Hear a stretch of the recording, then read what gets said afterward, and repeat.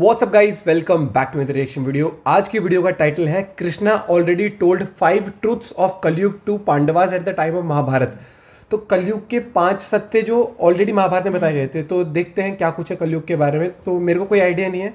Original video का link है the divine tales channel से, तो इसी तरह की वीडियोस आप देख सकते हैं वहाँ पर। तो लिंक डिस्क्रिप्शन में मिल जाएगा आपको। तो let's see the video and बहुत कुछ जानने को मिलेगा इसमें। Ready 1 2 3 and go.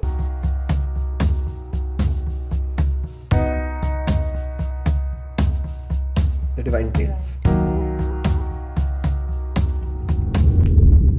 नमस्कार, आपका स्वागत है द डिवाइन टेल्स में। हमारे चैनल को सब्सक्राइब करें और बेल बिल्कुल। आइकन को भी क्लिक करें ताकि हमारे आने वाले वीडियोस को आप सबसे पहले देख सकें। दोस्तों, भगवान कृष्ण ने महाभारत काल में ही कलयुग का विस्तार पूर्वक वर्णन कर दिया था। कलयुग में लोग कैसे होंगे, जीवन कैसे व्यतीत होगा, लोगों का व्यवहार एक दूसरे के प्रति कैसा होगा, यह सब उस काल में ही बताया जा चुका था। यहाँ हम प्रस्तुत करेंगे भगवान कृष्ण द्वारा कलयुग के बारे में बताई गई 5 कड़वी बातें जो आज 100% सच हो रही हैं। महाभारत काल में 5 पांडवों के मन में कलयुग के बारे में जानने की जिज्ञासा थी। उन्होंने एक बार भगवान कृष्ण से पूछा कि कलयुग में मनुष्य कैसा होगा, लोगों के विचार कैसे होंगे और मोक्ष प्राप्ति कैसे होगी। ये प्रश्न सुनकर भगवान कृष्ण ने 5 पांडवों को वन में जाने के लिए कहा और यह भी कहा कि जो कुछ भी तुम वहां देखो मुझे विस्तार में आकर बताना। 5 भाई वन में जाकर वापस आए और भगवान कृष्ण को क्या बताते हैं, चलिए जानते हैं। युधिष्ठिर महाराज ने एक 2 सूंड वाले हाथी को देखा और वो बहुत आश्चर्यचकित हो गए। जब उन्होंने भगवान कृष्ण को इस दृश्य के बारे में बताया तो भगवान ने उत्तर दिया कि कलयुग में ऐसे लोग राज्य करेंगे जो बोलेंगे कुछ और करेंगे कुछ और। ये लोग दोनों ओर से शोषण करेंगे। भीम ने देखा एक गाय को जो अपने बच्चे को इतना चाट रही थी कि बच्चे का रक्त निकल आया।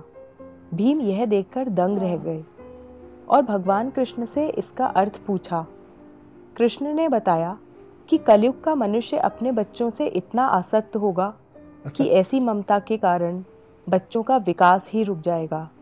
यदि किसी का पुत्र साधु बना तो सब उसके दर्शन करेंगे, परंतु यदि स्वयं का पुत्र साधु बना तो दुखी हो जाएंगे, रोएंगे कि मेरा पुत्र किस राह पर जा रहा है, इसका क्या होगा। कलयुग में लोग बच्चों को मोह माया और परिवार में ही बांध कर रखेंगे और उसका जीवन वहीं नष्ट हो जाएगा। फिर भगवान ने वास्तविकता बताते हुए कहा कि तुम्हारे पुत्र तुम्हारे नहीं बल्कि उनकी पत्नियों की अमानत है। पुत्रियां उनके पतियों की अमानत हैं। यह शरीर मृत्यु की अमानत है और आत्मा परमात्मा की अमानत है। हर एक चीज का कनेक्शन कैसे अर्जुन ने देखा एक पक्षी जिसके पंख पर वेद की रुचाई लिखी हुई थी, परंतु वो एक मनुष्य का मांस खा रहा था।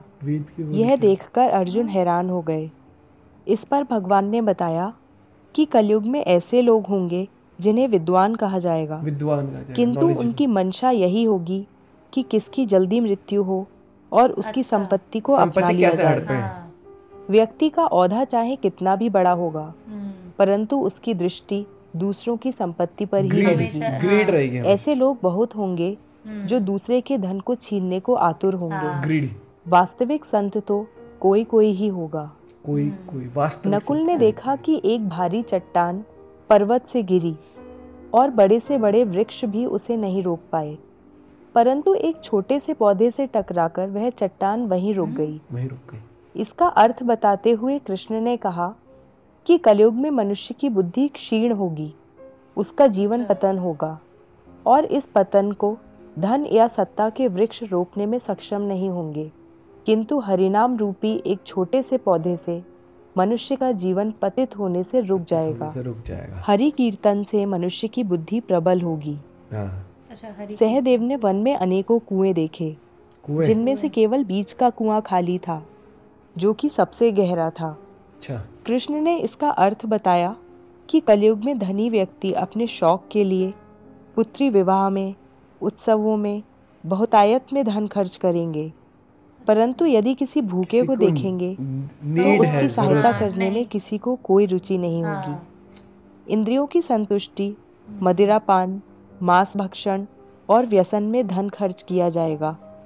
जो लोग ऐसी आदतों से दूर होंगे उन पर कलयुग का नहीं बल्कि परमात्मा का प्रभाव होगा।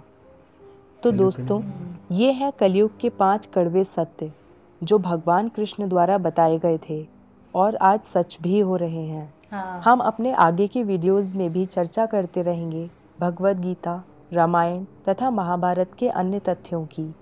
आपको हमारा आज बहुत ये जो माइथोलॉजी वाली वो होती है ना, मेरे को सच में वीडियो काफी इंटरेस्टिंग भी रहती है हर एक चीज, कि मतलब जो कहते हैं ना अपना वो जानने में पूरा जो ये महाभारत रामायण सब, और बहुत ही मतलब स्वीटली हर एक चीज बताई गई, एक्सप्लेन कितना इस तरीके से करा कि समझ आ रही है। जितना भी बोला ना कि जैसे दोगलापन बताया ना कि मुंह पे बोलेंगे कुछ और करेंगे कुछ, हाथी से, और वहीं जो वो क्या था, जो वो बर्ड थी चिड़िया, उस पे वेद लिखे थे, लेकिन वो फिर भी मांस खा रही थी। वो ग्रीड आ जाती है ना कहीं ना कहीं। और ये बहुत सही बात बोली कि शादियों में, बर्थडे पार्टीज में, इनफैक्ट हम वैसे भी देखते हैं ना कि जैसे रेस्टोरेंट में खाने गए, 10 की जगह 20 की चीज खा लेंगे, 100 की जगह 500 खर्च कर देंगे, सारा ऑर्डर करके वेस्ट भी कर देते हैं कई बार। लेकिन वही बाहर कोई भूखा होगा तो उसकी मतलब लोग नहीं हेल्प करते हैं। बड़े लेवल पे नहीं करनी, एटलीस्ट छोटे लेवल पर तो करो। वो होता है ना कि जितने भी जब वो कहते हैं ना कि जब आप एक लेवल पे पहुंच जाओ तो एटलीस्ट दूसरों की मदद तो करो, जितना हो सके उतनी कोशिश करो। ये नहीं कहते कि धन दौलत उड़ा दो, लेकिन आपके लिए जो बहुत छोटी चीज है वो किसी के लिए बहुत बड़ी चीज भी हो सकती है। ये चीज हमेशा ध्यान रखें, क्योंकि एक इंसान, अब एग्जाम्पल जैसे एक अमीर है तो उसके ऊपर बहुत अमीर है, एक गरीब है तो कोई और ज्यादा गरीब है। तो ये चीज है, लेकिन वही है कि आपके लिए जो छोटी चीज है वो किसी के लिए बहुत बड़ी चीज भी हो सकती है। और जितना हो सके मदद जरूर करें। दूसरे का बेटा साधु बनेगा तो वो मिलने जाएंगे, मिलने जाएंगे, लेकिन अपना बेटा साधु बनेगा तो दुख होगा। और ये है मतलब ये सारा एकदम सच है, अगर देखो ना प्रैक्टिकलिटी के हिसाब से जो आज के टाइम पे हम देखने को मिल रहा है ये चीज। और जिस तरीके से जो एक बैकग्राउंड म्यूजिक के साथ जिस तरह प्रेजेंट किया ना, एक सुकून में वो कहते नहीं, ये वीडियो देखते तो कहीं ना कहीं मैं तभी बोली मेरे को अच्छा लगता है। लेकिन ये चीज देख के ना कहीं हृदय परिवर्तन वाली बात नहीं आती कि अगर आप थोड़ा बहुत भी नेगेटिव फील करते हो तो आप, या आप कुछ भी ऐसा कर रहे हो कि जो सही नहीं है, तो आप सोचते हो यार कहीं हम तो नहीं ऐसा कर रहे, हमें भी थोड़ा चेंज होने, हर एक चीज वो। तो डिवाइन टेल्स पे आप ऐसे ही तथ्य उन्होंने देख सकते हो, महाभारत से रिलेटेड, रामायण से रिलेटेड काफी मिथोलॉजिकल वीडियोस आपको मिलेंगी। तो लिंक डिस्क्रिप्शन में, वहां से जाके आप जरूर चेकआउट करना। बाकी और वीडियोस भी आप सजेस्ट कर सकते हो जिस पे हमें रिएक्ट करना चाहिए, क्योंकि ऐसी चीजें हैं कि आज भी जो ग्रंथों में है जो हमें नहीं पता, और भगवद गीता में तो इतनी नॉलेज है, इतनी पॉजिटिविटी है, बहुत कुछ पता चलता है, बहुत कुछ पता लगता है उन चीजों से। तो अगर आप रिलीजियस टॉपिक्स पे या फिर इस तरीके की वीडियोस आप सजेस्ट करना चाहें तो you are always welcome in the comment section. और बाकी वीडियो को लाइक करना भूलें, चैनल पे तो please subscribe. Bye bye, take care.